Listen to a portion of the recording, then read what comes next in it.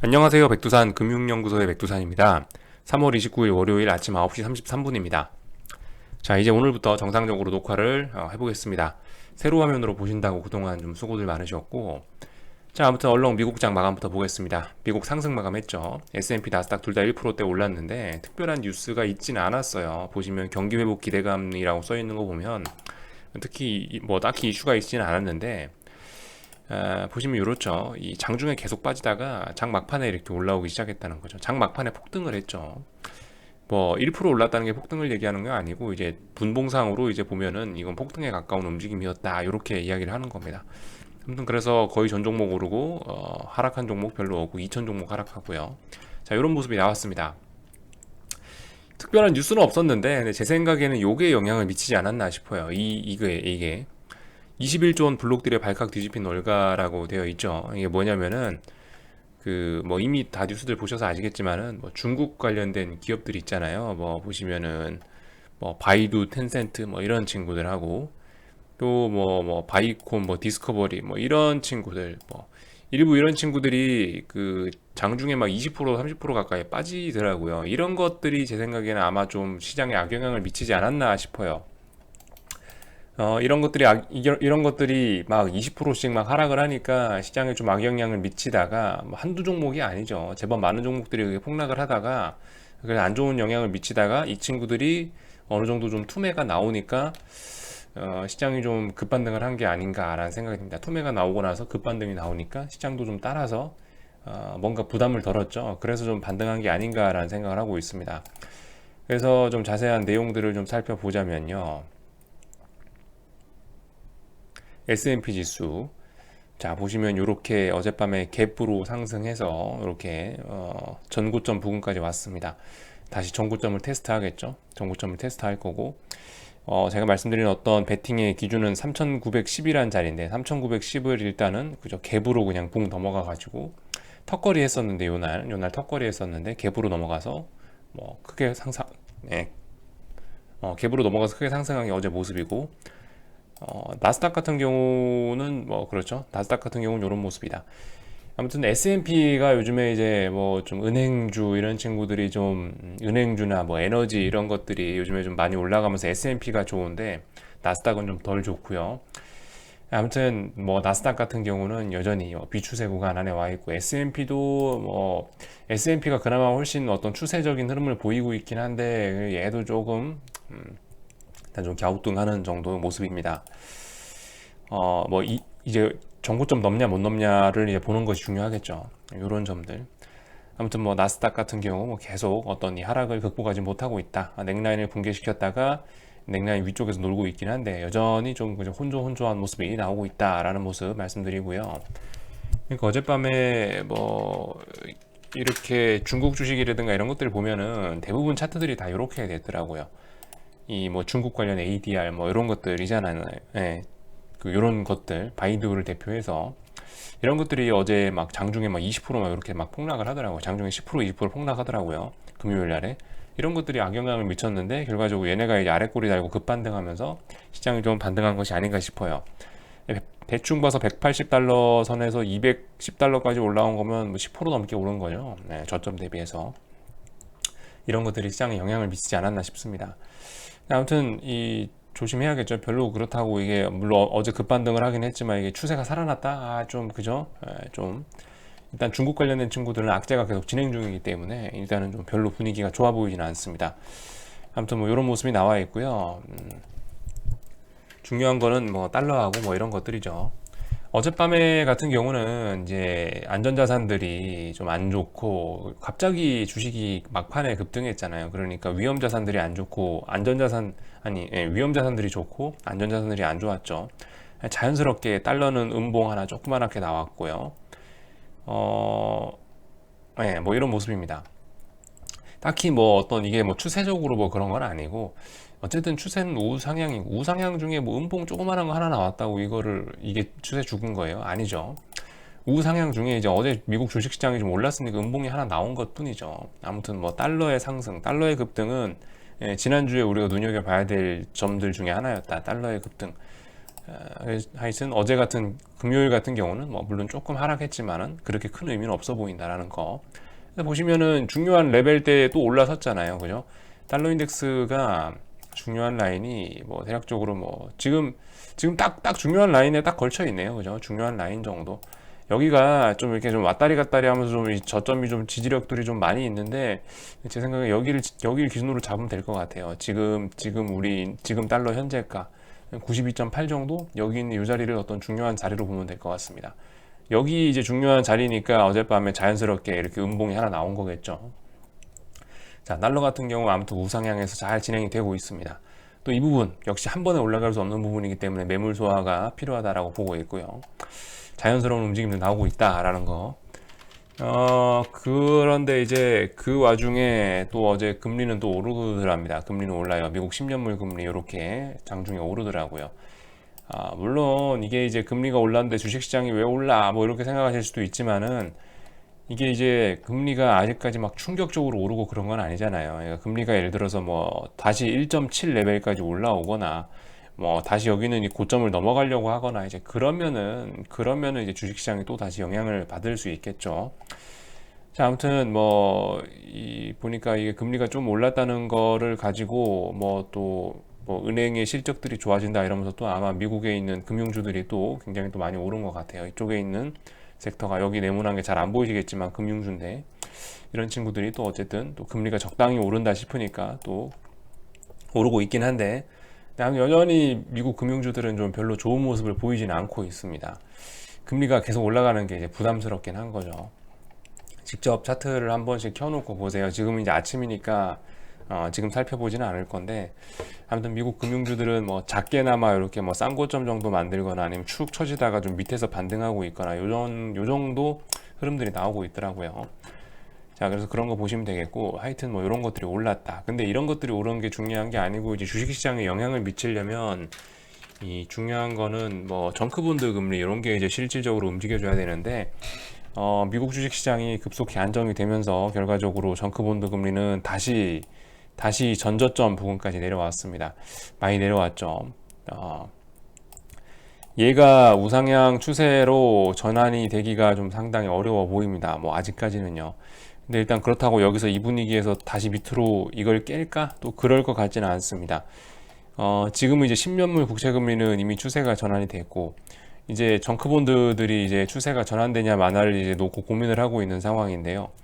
이 저점을 한 번 더 다질 생각인가 보다 이렇게 일단 보고 있습니다. 얘가 왜 바닥을 밑으로 뚫기가 어렵겠어요? 왜냐면 어쨌든 그 금리들의 시중 금리들의 트렌드가 10년물이 계속 위로 우상향하고 있으니까 10년물 우상향하고 있는데 10년물이 그 사이에 이렇게 살짝 조정받는 사이에 지금 얘는 이제 이렇게 치고 내려오는 거잖아요. 그죠? 그러니까 지금 얘가 이제 다시 만약에 탄력받아서 올라가기 시작한다면은 얘 아마 위쪽으로 올라갈 건데 아무튼 뭐 얘가 우상향하고 있으니까 지도 딸려 올라오겠지라는 생각을 하고 있는 겁니다.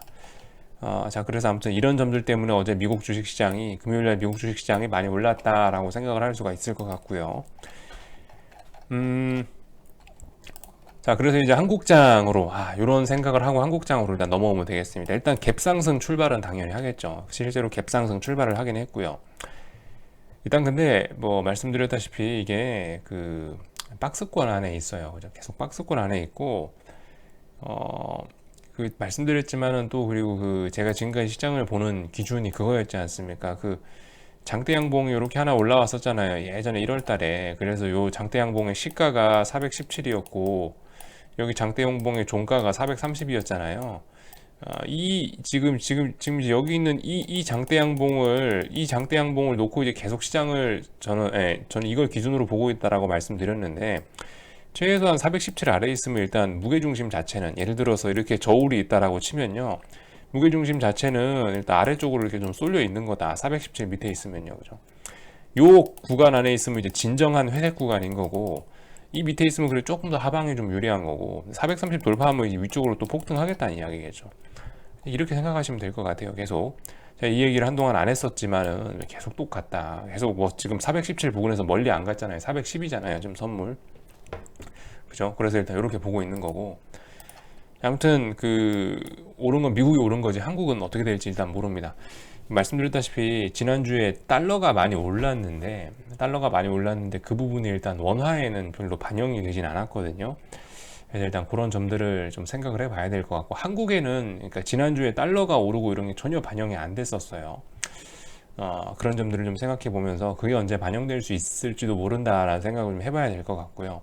달러는 엄청 올랐는데 원화는 그대로잖아요.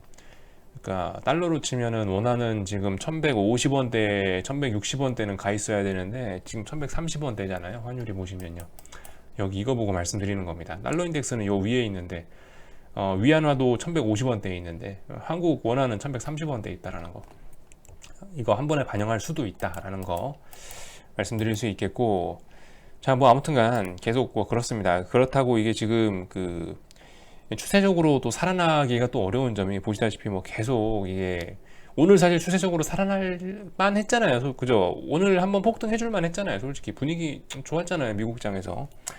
그런데도 불구하고 이렇게 내려오는 건 제 생각엔 결과적으로 옵션 양매도를 외국인이나 기관이 이거 안 할 생각이 없는, 계속 하고 싶은 생각이지 않나, 이런 것들이 또 영향을 미치지 않나라는 생각을 하고 있습니다. 콜옵션도 좀 잠깐 좀 모양을 좀 살펴보시면은, 그죠? 네, 콜옵션도 모양을 살펴보시면 얘도 솔직히 좀 그렇게 좀 저점을 좀 잘 지지한 그런 모습까지는 좀 아니거든요. 얘도 약간 좀 의심을 할 만한 자리였는데, 결과적으로 이렇게 되면은 또 콜도 죽이고 풋도 또 죽이겠다, 뭐 이런 생각인 것 같습니다. 일단 오늘 갭 상승했다라는 걸 자체를, 이걸 콜옵션 매도의 찬스로 좀 활용하고 신나게 팔아 제끼고 있고, 풋옵션도 뭐 그죠? 풋옵션은 자연스럽게 시초가에 죽여버렸고, 근데 이런 모습 보면은 계속 양매도 하고 싶은 게 아닌가라는 생각을 해보고 있습니다. 그러니까 더욱더 시세가 나기 어렵지 않겠냐라는 생각을 하고 있죠. 변동성 지수는 좀 올라왔는데 거의 20 가까이 내려왔으니까, 뭐 어쨌든 이제 다시 어딘가에서 또 지루한 또 어떤 이 지키는 과정이 또 나와야지 또 변동성이 살아날 수가 있겠죠. 아무튼 이제 만기주까지, 한국 옵션 만기주까지 이제 2주, 거의 10거래일 정도 남은 상황인데요. 보면은 그렇기 때문에 아무튼 이번 주 정도까지도 계속 또 재미없을 수도 있겠습니다. 그죠? 만기주, 그래도 이번 월물에는 어느 정도 좀 프리미엄을 좀 빼긴 뺐거든요. 이번 월물에 굉장히 또 답답했잖아요. 보시면 양압이 이제 10이네요. 아유, 그래도 11이네요. 그래도 비싸긴 비싼데, 그래 지난 월물보단 좀 싸니까 만기주에 또 뭐 좀 움직일 수 있을까라는 기대 정도는 해볼 수 있을 것 같습니다. 아무튼 이게 월요일 날에 미국장이 좋았다라는 거에도 불구하고 이렇게 이런 모습 나온다는 거는 일단 양매도 하겠다라는 생각인 것 같고, 뭐 코스닥 시장은 61선 요거 잘 보시면 되겠죠. 61선 부근을 계속 뭔가 하려고 하고 있는데 일단 뭔가 좀 심상치 않다라는 거 좀 보실 수가 있겠고요. 음봉 나오면서 이제 밀리는지 이런 여부. 지금까지는 어쨌든 상승 마감이었어요. 계속 보면요. 그죠? 코스닥이 지금까지는 계속 보면 상승 마감이었는데 일단 이런 식으로 하락 마감을 하는지 여부, 이런 게 좀 중요할 것 같습니다. 이런 거 보시고요. 원달러 환율 같은 경우는 1128원, 1145원 이렇게 박스권 말씀드렸죠. 박스권 밑에 하단부 지지하는지 여부, 이런 거 잘 보자. 뭐 이런 말씀 정도 드리고요.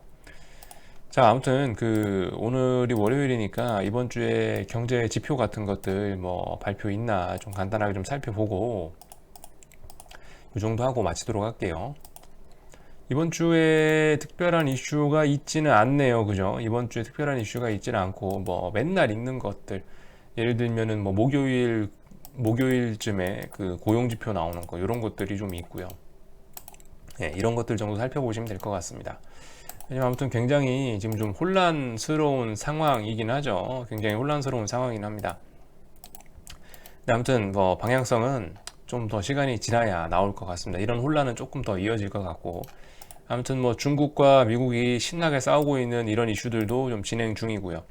이런 것들이 중국 위안화에 영향을 미치고 있다라는 점 정도 계속 생각해 보셔야 되겠죠.